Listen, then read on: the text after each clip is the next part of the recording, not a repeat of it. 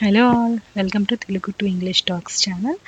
So మన ఈ ఛానల్లో డైలీ ఒక 5 సెంటెన్సెస్ అనేది తెలుగులో ఉన్న సెంటెన్సెస్ని ఇంగ్లీష్లో ఎలా చెప్పాలి ఈజీగా మన డే టు డే కాన్వర్జేషన్స్లో ఎలా మనం మాట్లాడుకోవాలి అనే దాని గురించి మనం రెగ్యులర్గా వీడియోస్ చేసుకుంటున్నాము.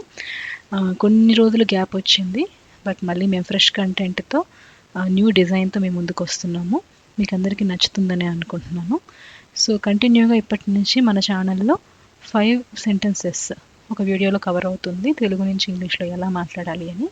మీరందరూ కూడా ఇవి నేర్చుకొని నోట్ చేసుకొని డైలీ మీరు మాట్లాడేటప్పుడు ఆ సందర్భంలో మీరు మాట్లాడేటప్పుడు ఆ సెంటెన్స్ మీరు ఇంగ్లీష్లో మాట్లాడడానికి ట్రై చేశారు అంటే మీకు ఈజీ అయిపోతుంది డైలీ మాట్లాడడం కూడా.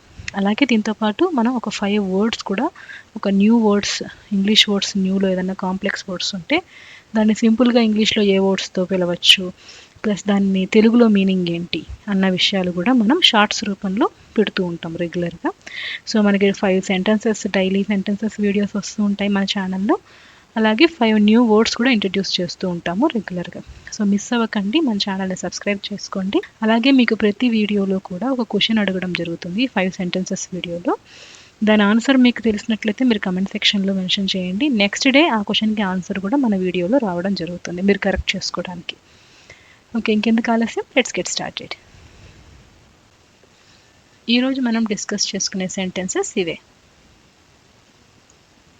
బిఫోర్ దట్ ప్రీవియస్ వీడియోలో అడిగిన క్వశ్చన్కి ఆన్సర్ ఇదైతే చాలామంది కరెక్ట్గా చెప్పారు.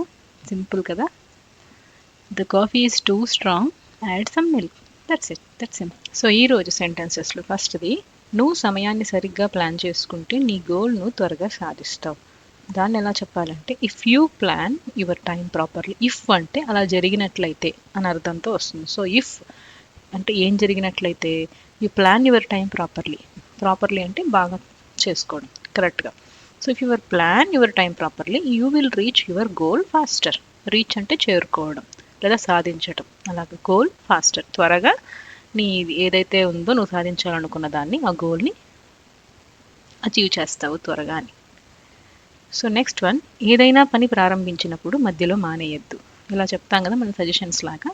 సో దాన్ని ఎలా చెప్పాలంటే, once you start something don't leave it half way. Half వే అంటే మధ్యలో మానేయడం అనే మీనింగ్లో చెప్పచ్చు. సగం చేసి వదిలేయడం లేదా మధ్యలో మానేయడం, అలాగా మీనింగ్ ఏదైనా చెప్పాలి అంటే half way. So don't leave it half way, ఇలా వదిలేయకు. Once you start something, once అంటే ఒకసారి నువ్వు స్టార్ట్ చేస్తే ఏదైనా మధ్యలో ఆపకు అని. ఓకే, నెక్స్ట్ వన్, చిన్న వాళ్ళకు మనం ఆదర్శంగా ఉండాలి, వారు మనల్ని చూసి నేర్చుకుంటారు.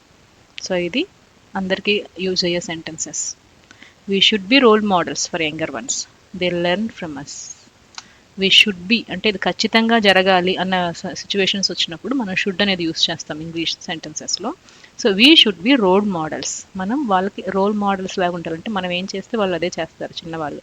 సో మనం మంచి చేస్తూ వాళ్ళకి ఆదర్శంగా మనం ఉంటే చిన్నవాళ్ళకి, వాళ్ళు మనల్ని చూసి నేర్చుకుంటారు అని. So they learn from us, learn అంటే నేర్చుకోవడం. ఓకే, సో ఎవరైనా మనపై నమ్మకం ఉంచితే దాన్ని నిలబెట్టుకోవడం మన బాధ్యత. ఇవన్నీ జనరిక్ సెంటెన్సెస్ అనమాట. మనం మన ఫీలింగ్స్ మన ఫ్రెండ్స్తో వాళ్ళతో చెప్పుకోవాలన్నప్పుడు ఎవరైనా మనల్ని నమ్మకం ఉంచితే దాన్ని నిలబెట్టుకోవడం మన బాధ్యత, కరెక్టే కదా. సో దాన్ని ఎలా చెప్పాలి అంటే, if someone trust us, if అయితే అనే మీనింగ్లో వస్తుంది. సమ్వన్ ట్రస్ట్, ట్రస్ట్ అంటే నమ్మకం. ఇఫ్ సమ్వన్ ట్రస్ట్ అస్, ఇప్పుడు ఎవరైనా మనల్ని నమ్మినట్లయితే ఇట్స్ అవర్ రెస్పాన్సిబిలిటీ. రెస్పాన్సిబిలిటీ అంటే బాధ్యత. It is our responsibility to keep the trust. అలా నమ్మకాన్ని ఉంచుకోవడం, నిలబెట్టుకోవడం అనేది మన బాధ్యత అని ఇలా చెప్పచ్చు. దెన్ అసలు విషయం పూర్తిగా తెలుసుకోకుండా ఎవరిని తప్పుగా అనుకోకు. ఇవన్నీ మనం రెగ్యులర్గా యూజ్ చేసే మాటలే. సో దీన్ని ఎలా చెప్పాలి, ట్రై చేయండి. ఇది క్వశ్చన్ మీకు, దీన్ని ఎలా చెప్పాలో మీరు ట్రై చేయండి, కమెంట్ చేయండి. నెక్స్ట్ వీడియోలో నేను దీనికి ఆన్సర్ చెప్తాను. Thank you.